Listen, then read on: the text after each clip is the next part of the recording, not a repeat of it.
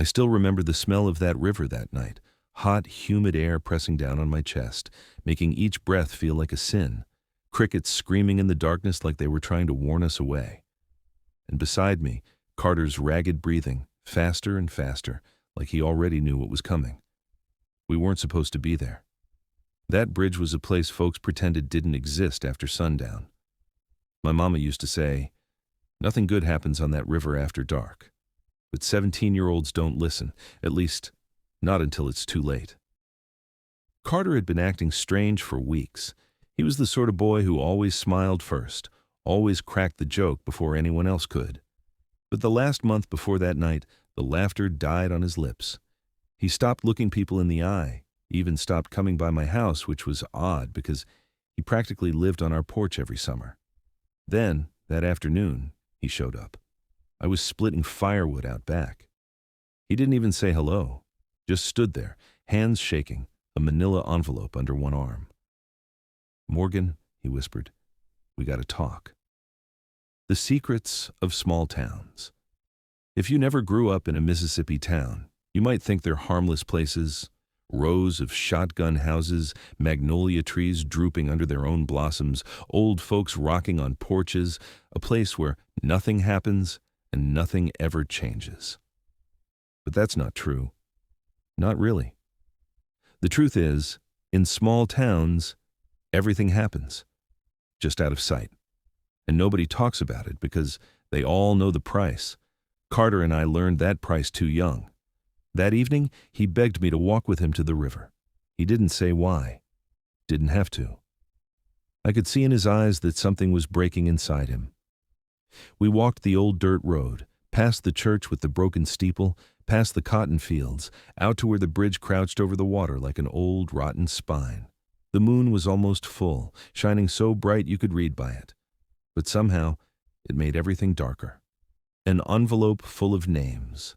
Halfway there, Carter pressed that envelope into my hand. His voice was raw. "I'm going to show you what's inside, Morgan, and when I do, you'll understand why I can't sleep." I stopped walking. "You sure you want to do this?" He nodded, swallowing hard. "If something happens to me, you got to know."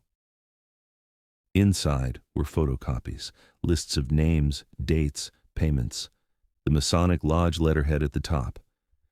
I didn't understand it all, but I recognized some of the names.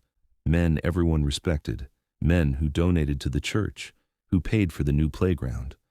One page had a heading in block letters, "Resolutions Concerning Leaks." Underneath, 3 names. 2 I didn't know. 1 I did. James H. Carter. He saw me staring at it. "That's why we're here," he said, voice breaking. "I think they know I took these." The bridge and the confession. When we reached the middle of the bridge, the river was whispering under the boards. I could feel Carter's fear rolling off him like heat. "Do you remember when we were 9? He said suddenly. "You fell out of that sycamore tree and busted your lip, and you swore me to secrecy so your mama wouldn't tan your hide." I almost smiled. "Yeah, you trusted me," he said, "and I kept that secret." "I know." He looked up at the moon. "I wish I never walked into that room." I didn't know what to say, so I just stood there, the envelope heavy in my hand. Then we heard it. Footsteps, slow and deliberate, coming from the far end of the bridge. The man in the hat arrives. At first, I thought it was just a fisherman heading home late, but when he stepped into the moonlight, I saw the black hat, and my heart stopped. Raymond Hensley, deputy sheriff, lodge officer, the man who always smiled too much. He didn't hurry, just strolled toward us, hands in his pockets like he was out for an evening walk. Carter went rigid. His breath caught in his throat. Hensley stopped 10 feet away and tipped his hat. "Evening, boys." Nobody answered. He looked straight at Carter. "Your daddy knows you're out here?" Carter tried to speak, but nothing came out. Hensley sighed. "Son, you were warned." I felt my stomach turn, the way he said it, like he was scolding a child who tracked mud onto the rug. Carter fell to his knees. "I'm sorry," he whispered. "I didn't mean—" Hensley raised a hand. "It's too late." The gunshot time slowed to a crawl. I remember a cricket chirping in the grass below the bridge. I remember the way the moon glinted off the pistol when he drew it. 1 second, Carter was there, crying, clutching my hand. The next, a single crack split the night.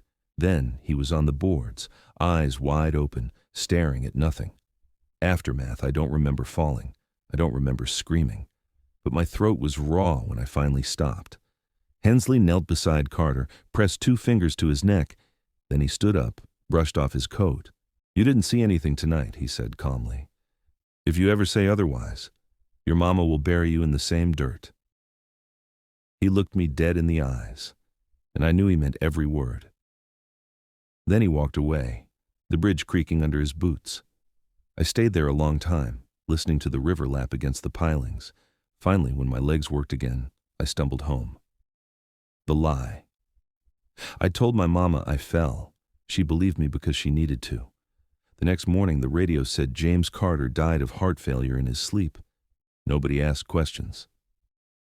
At the funeral, Hensley hugged Carter's mother. I watched him pat her back, whisper something soft. I wanted to stand up and scream the truth, but my voice died in my throat.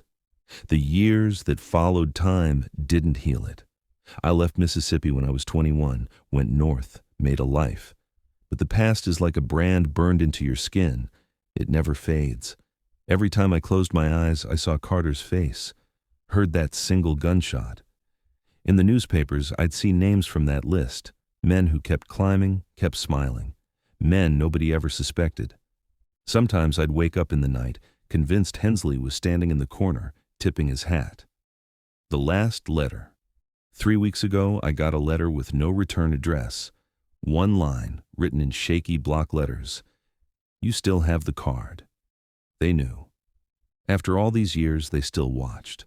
I found it tucked in an old Bible, a lodge membership card signed by Raymond Hensley himself, proof, evidence, maybe my own death sentence. I sat there, card in my hand, remembering Carter's voice. "If something happens to me, you gotta know." Today I'm 81 now. My hair's white. My hands tremble when I hold a pen, but my fear's gone, because there's nothing left they can take from me. So this is my confession, my truth. Mississippi didn't just bury a boy that night. It buried a conscience, and I helped them by staying silent. If you're hearing this, don't make my mistake. Don't let fear shut your mouth. Epilogue. Some nights I still dream of that bridge, Carter standing there, looking at me with eyes full of questions. And I wake up wishing I'd grabbed his hand and run, wishing I'd shouted for help, wishing I'd done anything except stand frozen. But the past doesn't change, and the truth doesn't die. I'm leaving this story here. Maybe it will rot in some archive, maybe nobody will care, but it will exist.